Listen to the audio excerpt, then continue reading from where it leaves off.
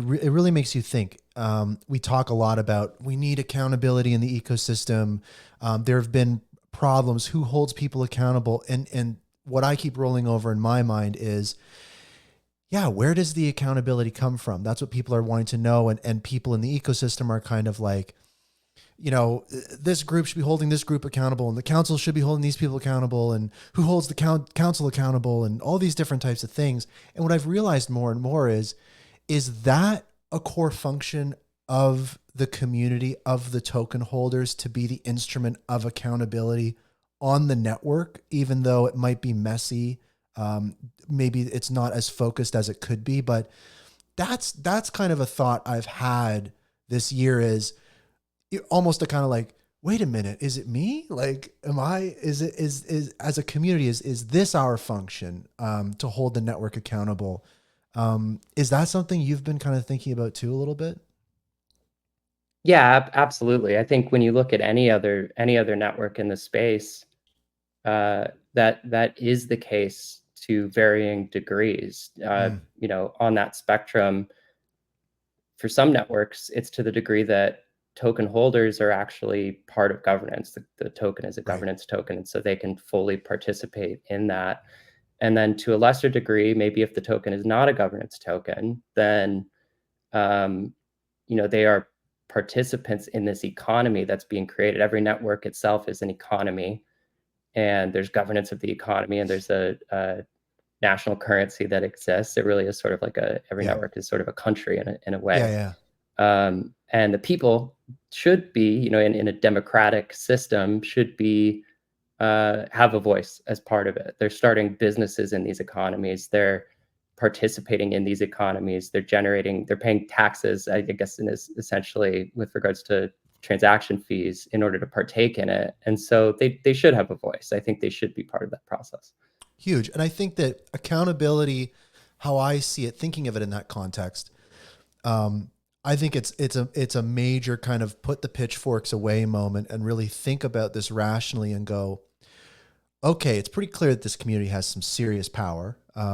And, you know, with great power comes great responsibility, and understanding the mechanisms of that power, because I think that we've been conditioned in the Hedera ecosystem that power resides in the, the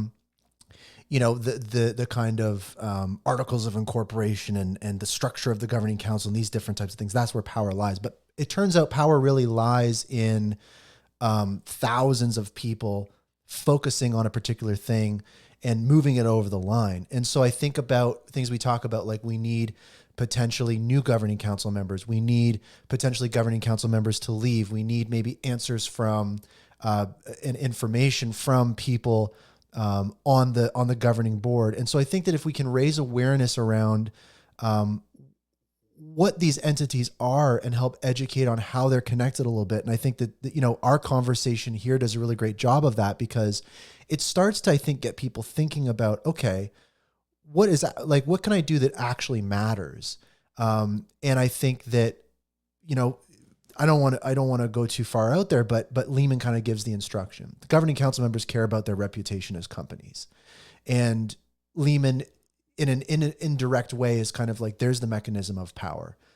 If a governing council member or someone in leadership at this network isn't representative of who the people want, like a democracy, you have to figure out, well, what are the mechanisms of accountability or control that we have?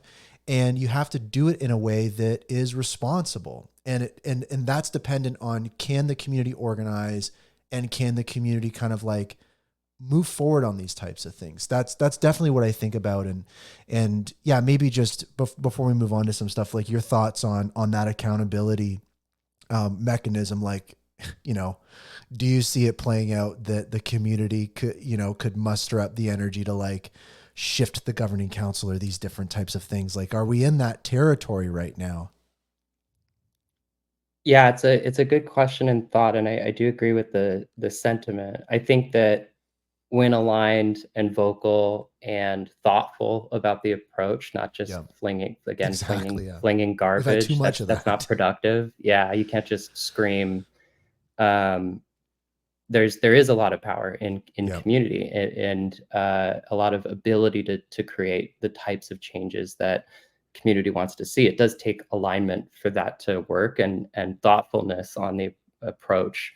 Um, a good example may be like the karate combat previously, after a number of events where maybe Hedera wasn't as vocal or Right. participatory in that, it got to a point where community was pretty frustrated, I I think, in posted a in video seeing like that. yelling on my Yeah, I porch. saw.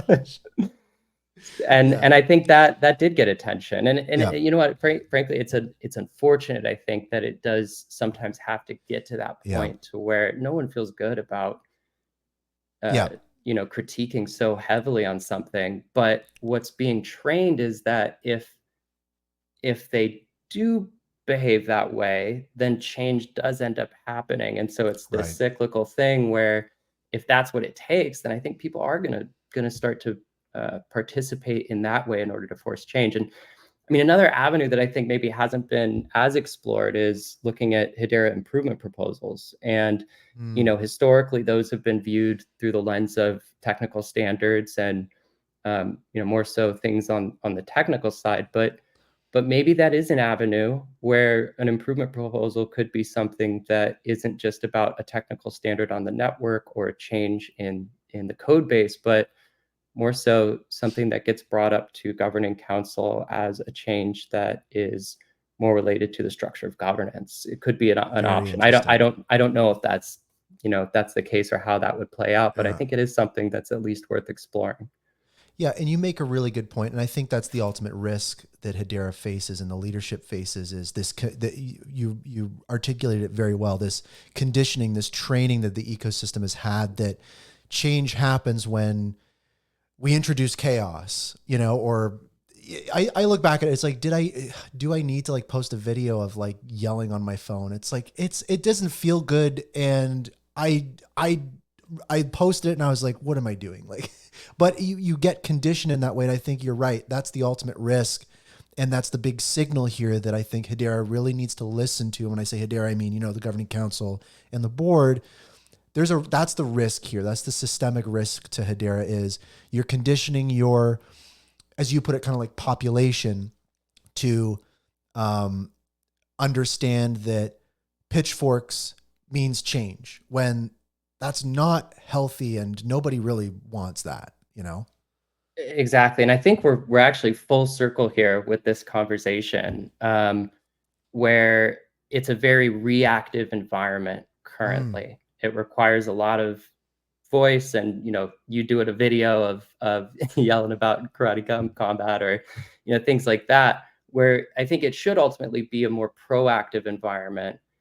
But then going back to the beginning of our discussion, in order to be a proactive environment, I think it requires that the folks who are in the decision making, capabilities of decision making, that they deeply understand what's happening in the space and the trends, and they can make those decisions proactively that, um, and listen to the community, that prevent the community from having to go through this cycle of reaction over and over again. And so I think it does start with ensuring that folks that are in these leadership positions are ones who have a deep understanding of the market, and can be totally. proactive.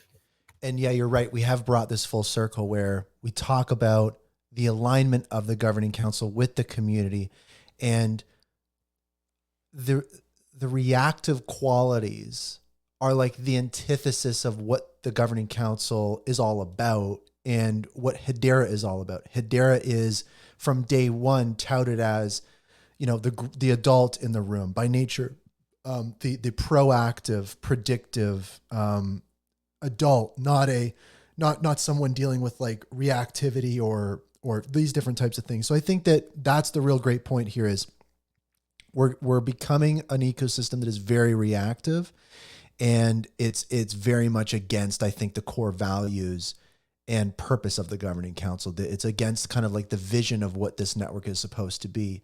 And so how do we become more proactive? And it's exactly what we're talking about. It's about the alignment. Things are misaligned. And when you have that misalignment, it just starts to create more and more room for chaotic, reactive, kind of like behavior. So that's a really, really, really great point. Yeah, that's a really great point.